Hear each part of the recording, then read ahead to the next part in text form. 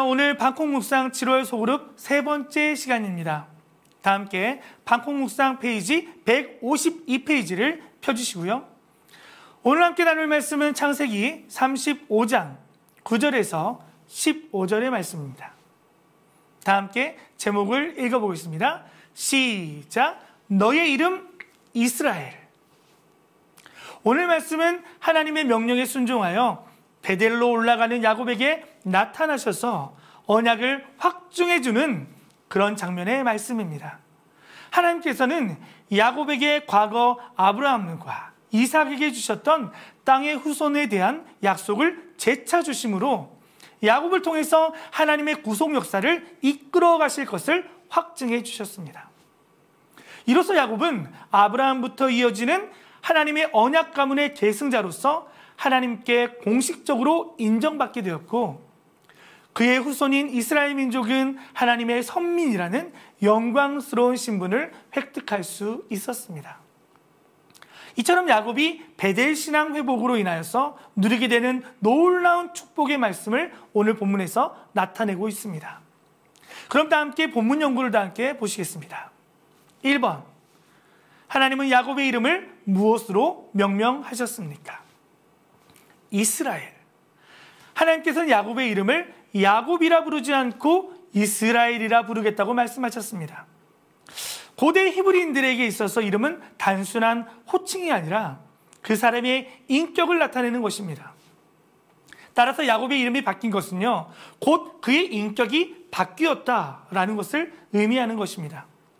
그러니까 지금까지 자신의 성공을 위해서 남을 속이는 자로서의 야곱이 아니라 하나님과 겨루어 이겼듯이 자신을 유혹하는 죄와 싸워 승리하는 이스라엘로 바뀐 것을 의미하고 있습니다.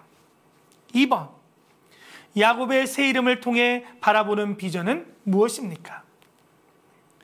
그의 후손들이 민족을 이루게 되며 그 가운데 지도자들이 세워질 것입니다. 11절을 보시면 하나님께서 야곱에게 생육하고 번성하라 라고 축복하신 것을 볼 수가 있습니다. 하나님의 말씀대로 이스라엘은 400년 후에 12명의 아들에서 약 200만 명이라는 엄청난 민족으로 성장하게 됩니다. 어떻게 과연 이런 일이 가능할 수 있었을까요? 여러분, 이 말씀을 하신 분이 누구십니까? 무에서 유를 창조하신 전능하신 하나님, 약속을 지키시는 신실하신 하나님, 그 능력의 하나님께서 역사하시고 계시기 때문에 가능한 일인 것입니다.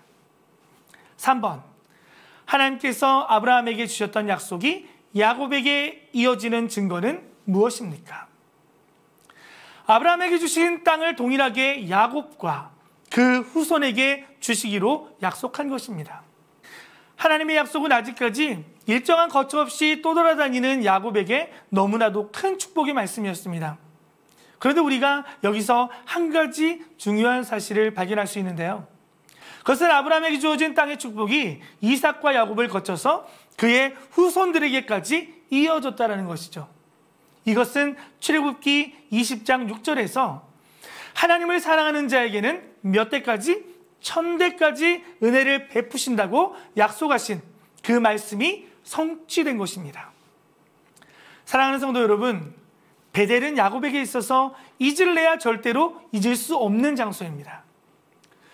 그곳에서 하나님과 처음으로 인격적인 만남을 가졌을 뿐만 아니라 마침내 그토록 바라던 축복을 얻은 장소가 베델이었죠.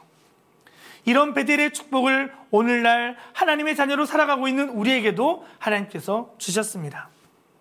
혹시 여러분 중에 나는 너무 죄가 많아서, 아니면 너무 초라하고 보잘것없는 존재라서 하나님의 은혜를 받을 수 없을 거야 라고 생각하시는 분들이 계시다면 용기를 내어서 주님 앞으로 나아오시기를 바랍니다.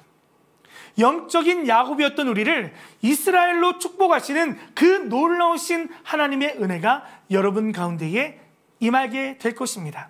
그 은혜를 경험하여 승리하는 여러분이 되기를 주님의 이름으로 축복합니다.